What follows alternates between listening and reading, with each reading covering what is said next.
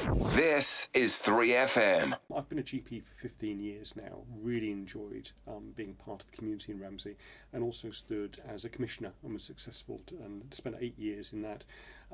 Again, really enjoyed learning how local government and central government works.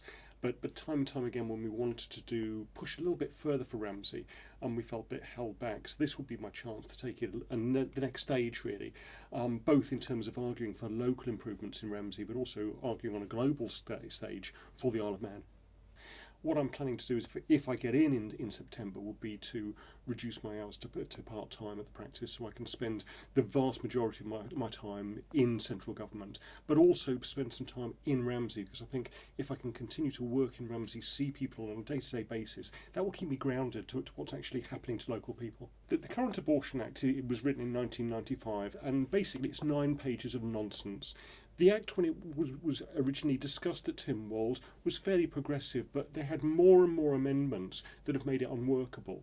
The reality is, if you want an abortion on the Isle of Man, it's extremely hard to get. Whilst it's not illegal, unlike in Northern Ireland and Southern Ireland, it's very, very difficult to get that on the Isle of Man. And the vast majority of women have to go across and have to pay for having private healthcare, private abortions in Manchester or Liverpool. Now, with new technology, with new advances, we could provide safe early medical terminations on the island. And CALM is a pressure group that's been set up to try to change the legislation. And I think that's vital at a time that we're trying to argue that the Isle of Man is a forward-thinking nation where equality for all is very important. To have such outdated and draconian laws is just wrong, and it's about time that they were changed. The current situation on the Isle of Man is it's one of the safest places, probably in the world, to live. We have record low crimes. But what we are seeing is an increase in the number of drugs charges, often for low category drugs such as cannabis, and people, often young people, being arrested.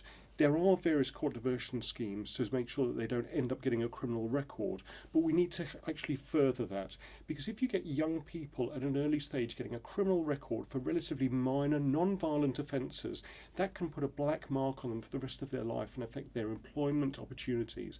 So I'd really like to work with the Chief Constable, who has some very forward-thinking ideas on this, to actually reduce the number of people coming through the criminal justice system, to quicken up justice, and to provide far more caution and far more medical treatment for people who are having problems with drugs. When you look at the crime statistics, one of the things that worries a lot of us is the increase reporting of both sexual crimes and domestic violence, and often there's an overlap between the two. And the vast majority of this is carried about by young men.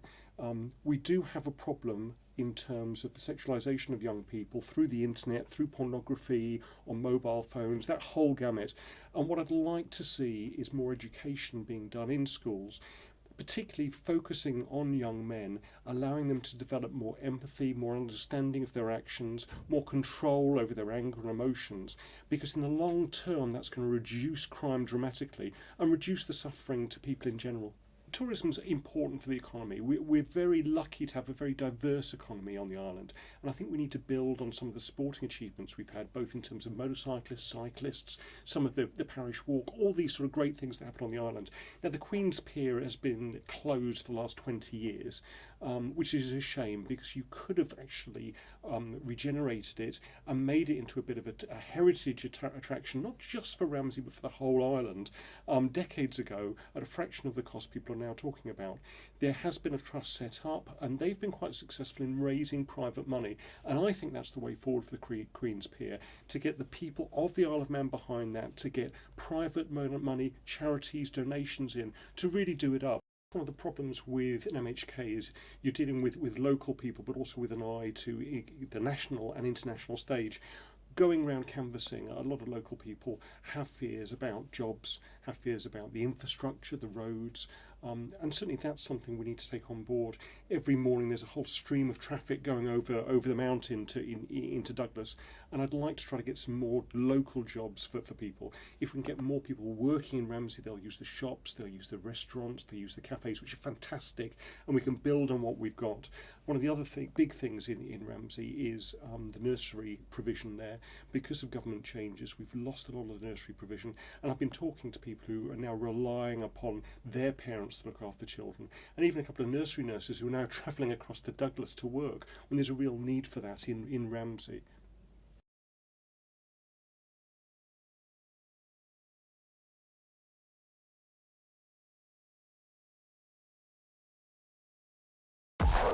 More music for the Isle of Man. 3FM.